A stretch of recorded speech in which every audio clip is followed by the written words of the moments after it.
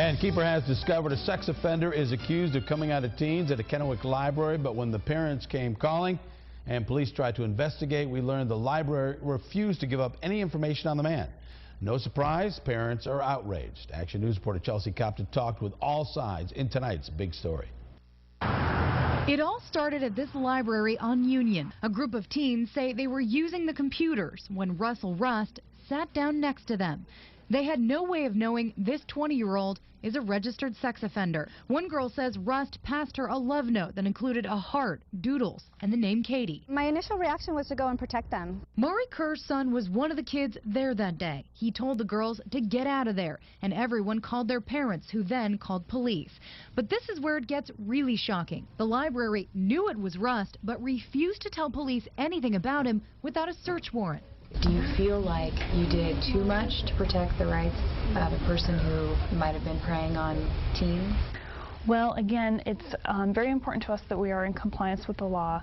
And of course, if we do receive a subpoena for that information, we're very cooperative. According to state law, library records are exempt from disclosure. That means books being checked out and the people checking them out are protected by the library. But what about teens being checked out by sex offenders? And the library basically protected him over my 12-year-old and his friends. When police are asking about a case, when they're the ones that are investigating, do you feel like it's a little bit of an obstructionist attitude? No, I think we did address the issue within the boundaries that we do have. If we're not asking for their records, we don't care what kind of books they're checking out, we're not asking for their medical records, their phone records, we just want to know who this person is. Then yes, we'd prefer that they just identify who this person is so that we can continue our case.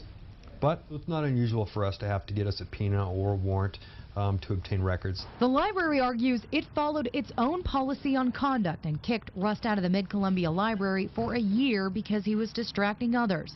But that's not good enough for Mari. The huge slogan is, if something happens to a kid, tell an adult. No adult there at the library cared. No adult at the library was proactive in helping my child.